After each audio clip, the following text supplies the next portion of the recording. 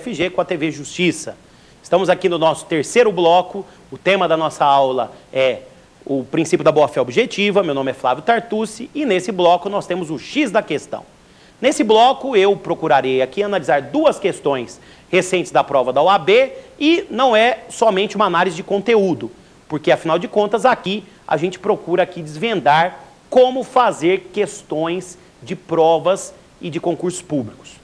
Aqui o que a gente procura fazer é efetivamente aprimorar a técnica de resolução de questões. Eu sempre repito isso, procure sempre, quando vai ter um desafio de prova, fazer exercícios a respeito daquela matéria que vai ser solicitada na prova. Essa técnica de estudo, obviamente, segue a ordem que nós seguimos aqui na nossa aula, né? Primeiramente uma exposição, então você vai fazer uma análise de doutrina, de dispositivos legais, e depois partirá aí para as questões resolvendo os principais problemas relativos àquela matéria. Essa é uma boa técnica de ensino e de estudo que, obviamente, lhe ajudará efetivamente para ter sucesso nos desafios que você encontrar nas provas futuras. Bom, vamos às duas questões. O que procurarei fazer aqui?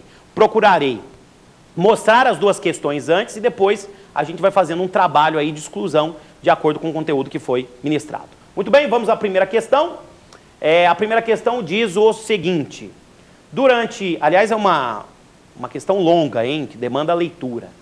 Leitura calma, né, com bastante reflexão. Durante 10 anos, empregados de uma fabricante de extrato de tomate distribuíram gratuitamente sementes de tomate entre agricultores de uma certa região. A cada ano, os empregados da fabricante procuravam os agricultores, na época da colheita, para adquirir a safra produzida. Então, vejam, a empresa, por seus empregados, distribuía as sementes, né?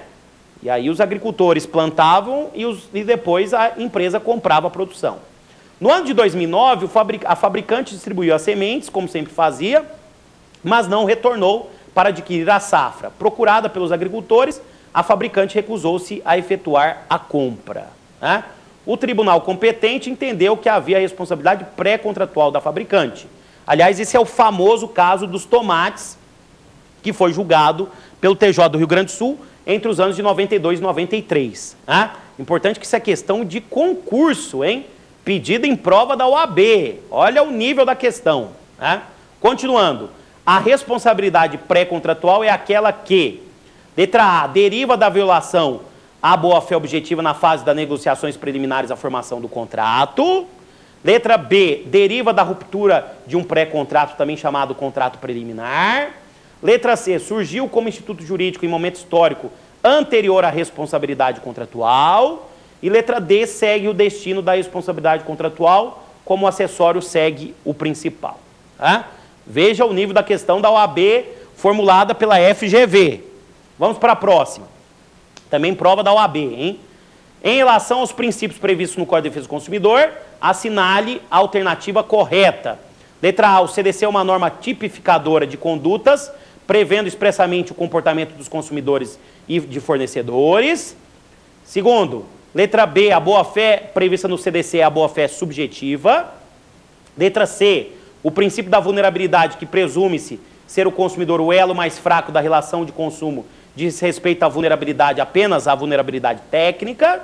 E letra D, o princípio da transparência impõe um dever comissivo e um omissivo, ou seja, não pode o fornecedor deixar de apresentar o produto tal como ele se encontra, nem pode dizer mais do que ele faz. Não pode, portanto, mais existir o dolus bonus.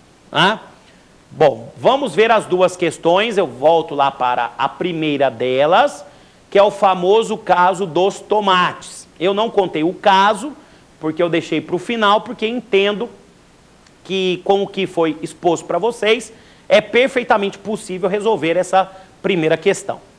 Vamos lá? Então vejam dessa primeira questão que o tribunal competente entendeu que havia responsabilidade pré-contratual da fabricante. A responsabilidade pré-contratual é aquela que, vamos só recordar, o que aconteceu nessa hipótese?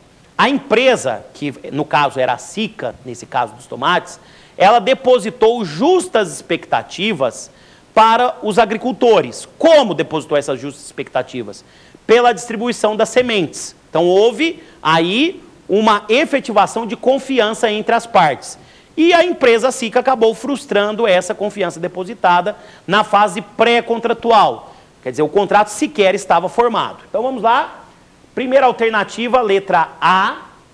A responsabilidade pré-contratual é aquela que deriva da violação à boa-fé objetiva na fase das negociações preliminares da formação do contrato. Essa é a alternativa correta, tá? Essa é a alternativa correta. Realmente, deriva a responsabilidade pré-contratual, né, da quebra da boa-fé objetiva na fase de negociações preliminares ou tratativas iniciais. Vamos lá, a segunda alternativa, letra B, deriva da ruptura de um pré-contrato, também chamado contrato preliminar.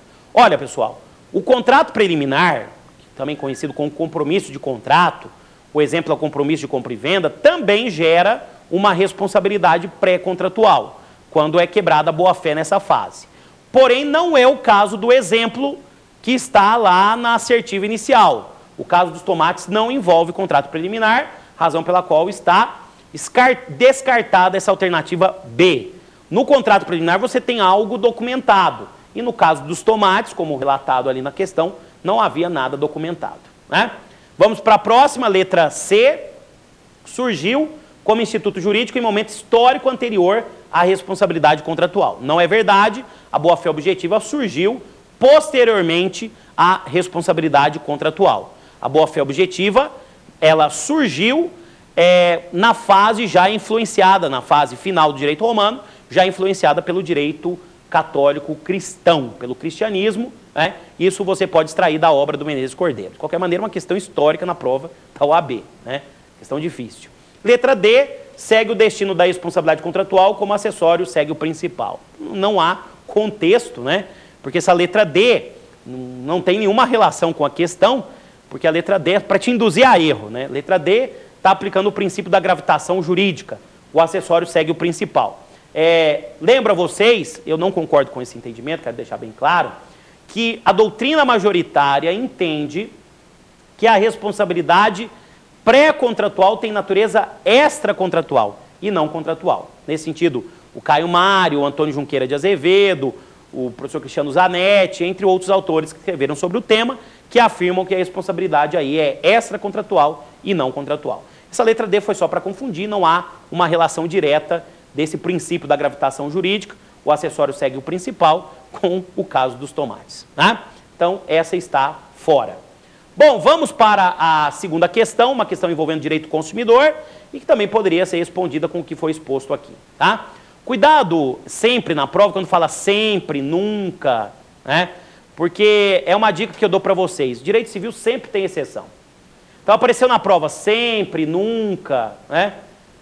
Está errada, geralmente, essa questão que utiliza esses termos, né?